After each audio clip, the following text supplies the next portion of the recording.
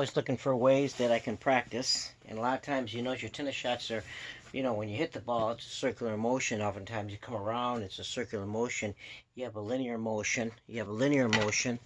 And then also you have circular motion that goes around. And you see the players utilize that quite often. I took a bar stool. And of course you see it spins and things like that. And it's something that someone discarded that I kind of utilized, and so I'm going to turn it upside down now. And if you notice that the base of it has a little it spins, and you can take this thing apart, and it's amazing how many parts you can get to a seat like this, and you can various parts. It looks like a star here, looks like a star if you notice. And I turned it upside down, and so it's about waist level, which is about 3 feet probably, and side in the middle of the net. And so what I'm going to do is, you notice how easy it spins. If I spray some 10W40 here, it's even going to spin a lot lighter to be able to get that to spin better. I also took a spring. You know, a lot of times springs, you're amazed how many times things are made of springs. And then I took just a pipe here, put it here so I can just set it right here, and I put a tennis ball at the end here.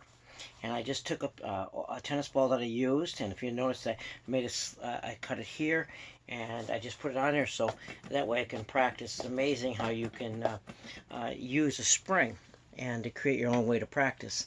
Here I have a couple ways I can practice. I can practice just going across like this, and it's a nice way to practice. You see that people have these devices they make, and they sell, and they're quite expensive, but people discard things. You can think about, how can I use that? Have a creative mind. And so if you notice that this spins, I put a tennis ball in each corner here. It's kind of nice for a wood floor. Sometimes you have wood floor, you can use a tennis ball and put it instead of getting a coaster or something on the bottom here, so you want to scratch the nice wood floor, you put a tennis ball there, and you can slide it across the floor. We use it for our couches so we don't scratch up our beautiful wood floor. And so here, this spins. I put a tennis ball on each side, and that spins around. And so I can practice in this situation, where I can just practice. I can just keep that going around and keep it spinning, and it's a great way of practicing. And anything you do with hand-eye coordination in tennis is important, and footwork is secondary. Even though footwork is very important, hand-eye coordination comes first. And so getting used to what you do in relationship with your hand, your eye, relationship. And so I like to use a lot of different old rackets, and so I have a collection, probably about 500 different types of rackets.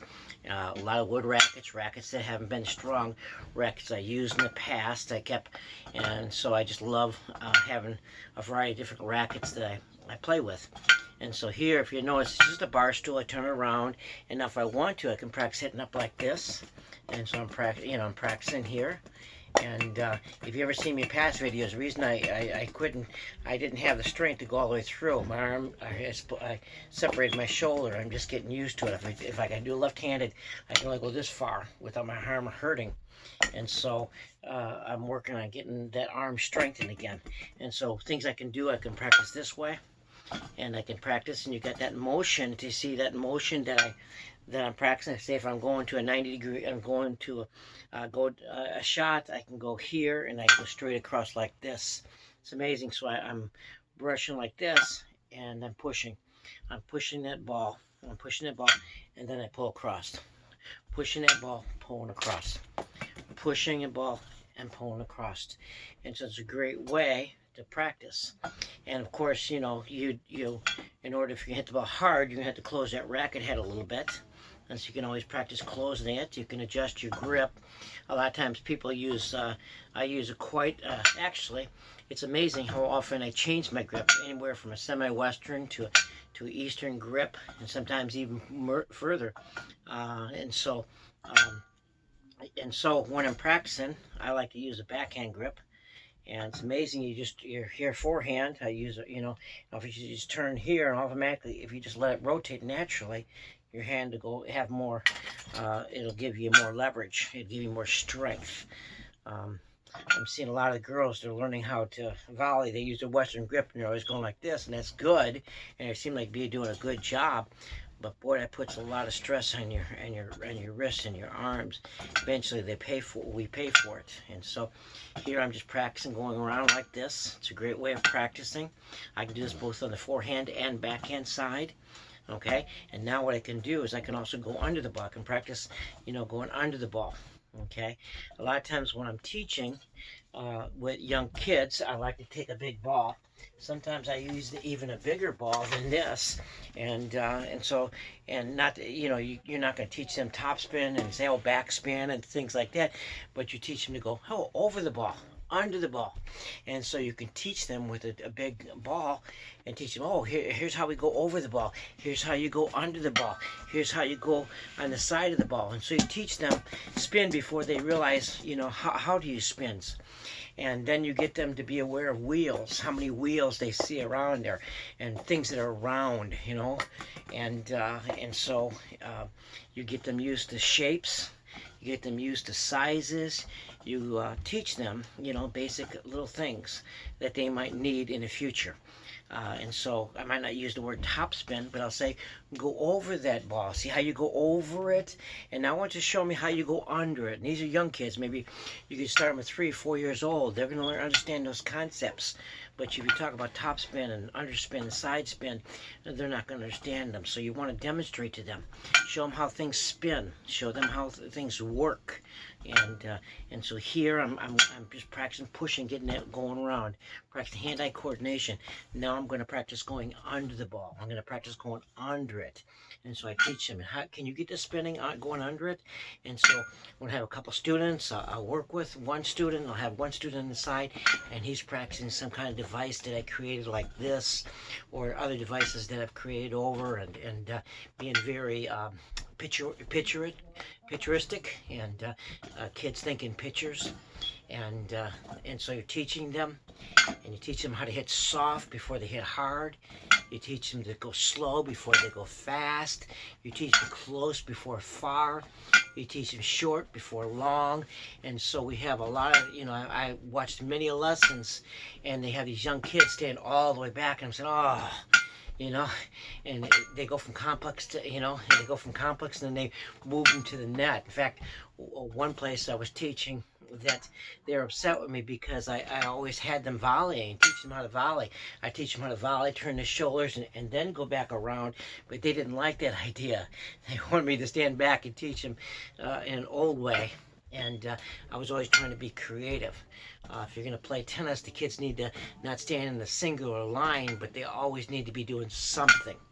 And and so you can take a bunch of students together. You can take young kids, and you can have them all hitting or practicing together and hitting the ball soft instead of hard. You're teaching them discipline, how to hit soft, and how to be a good practice partner, and then and eventually you're going to teach them, of course, how to hit harder, and you're going to teach them more advanced things. But you start out simple.